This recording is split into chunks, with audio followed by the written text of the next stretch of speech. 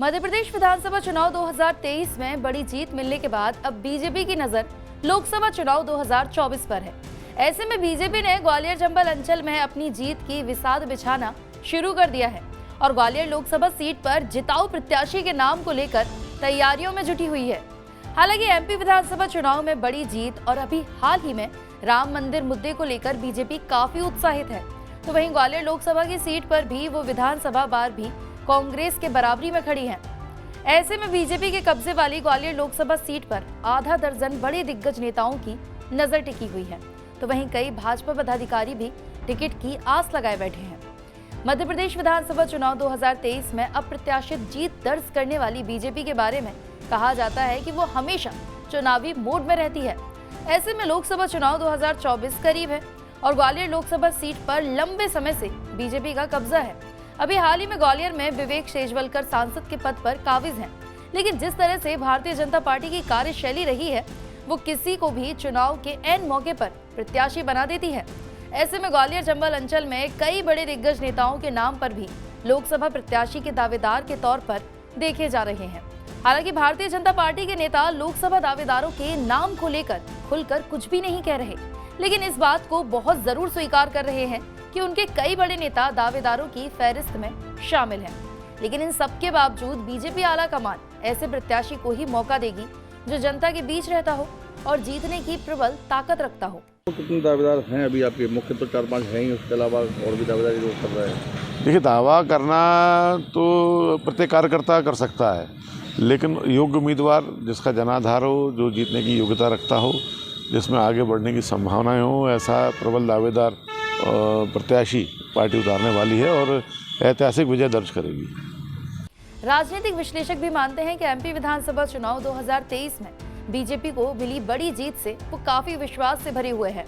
ऐसे में हर कोई ये मानकर चल रहा है कि बीजेपी का टिकट ही जीत की गारंटी है और सभी इस मौके का फायदा उठाना चाहते हैं।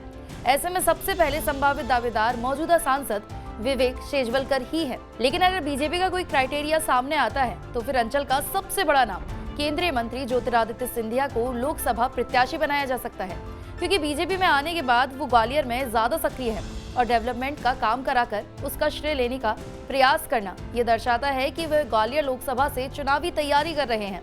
वहीं तीसरे नाम के रूप में नरोत्तम मिश्रा की भी चर्चा है, क्योंकि वो विधानसभा चुनाव हार गए हैं और जिले में एक बड़ा ब्राह्मण चेहरा है, इसलिए वो भी यही कोशिश में है। चौथे नाम के रूप में अटल जी के भांजे और पूर्व मंत्री अनूप मिश्रा का नाम भी चर्चाओं में है। तो वहीं पांचवी दावेदारी में कट्टर हिंदूवादी नेता जयभान सिंह पवैया का नाम भी शामिल है। वो एक बार ग्वालियर लोकसभा से सांसद रह चुके हैं, तो वहीं राम मंदिर आंदोलन में वो अंचल के प्रमुख नेता रहे हैं। ये माना जा रहा है कि बीजेपी का टिकट मिलना ही उसके जीत की गारंटी है, तो हर कोई इस मौके का फ़ायदा उठाना चाहता है। सबसे बड़े प्रबल दावेदार या उम्मीदवार माने जा रहे हैं वो ज्योतिरादित्य सिंधिया हैं। वो अभी केंद्रीय मंत्री हैं और जिस तरह से वो ग्वालियर पर ध्यान दिया उन्होंने बीजेपी में शामिल होने के बाद, और जिस तरह से डेवलपमेंट के कामों को कराना और करा के उनके लिए श्रेय लेने का प्रयास भी करना। उन्होंने एक 480 करोड़ से एयरपोर्ट के निर्माण कराया, एलिवेटेड रोड लेके आए और भी बहुत सारे काम करते हैं। और जब भी वो ग्वालियर आते हैं तो बिल्कुल इस तरह से विधानसभा वार कैंपेनिंग करते हैं कि लगता है कि मानो वो जो है जो अपने चुनाव की तैयारी कर रहे हैं। तो वो एक मजबूत उम्मीदवार हैं, चूँकि उनके पिता भी यहाँ से 4 बार सांसद रह चुके हैं, तो उनकी एक दावेदारी है। दावेदारी इसलिए भी है कि गुना से वो पिछला चुनाव हार चुके हैं, तो वहाँ को लेके उनके मन में संशय होगा। तो ग्वालियर में आसान होता है क्योंकि शहरी वोटर्स जो है मजबूत स्थिति में बीजेपी को के लिए भी और सिंधिया के लिए भी। इसके अलावा जो एक तीसरा नाम आता है वो नरोत्तम मिश्रा का आता है, क्योंकि नरोत्तम मिश्रा मूलतः ग्वालियर ज़िले के ही रहने वाले हैं। डबरा क्षेत्र उनका विधानसभा क्षेत्र भी रहा है, जो अब डबरा और भितरवा 2 विधानसभा क्षेत्रों में तब्दील हो गया। चूँकि वो भी चुनाव हार गए हैं तो उन्हें भी अब और कोई रास्ता तो है नहीं मध्य प्रदेश में, तो वो भी ये चाहेंगे कि ग्वालियर से अगर उनको टिकट मिलता है, क्योंकि ब्राह्मण वोटर्स की संख्या भी अधिक है, तो उनको वो प्रयास कर रहे होंगे।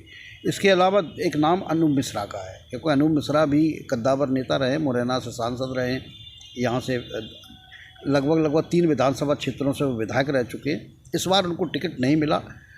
वो दावेदार थे दक्षिण विधानसभा क्षेत्र से।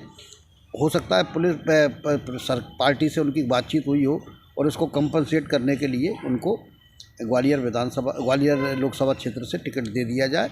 वो खुद भी इसके लिए उम्मीदवार होंगी। एक और नाम जो है वो है जयभान सिंह पवैया का।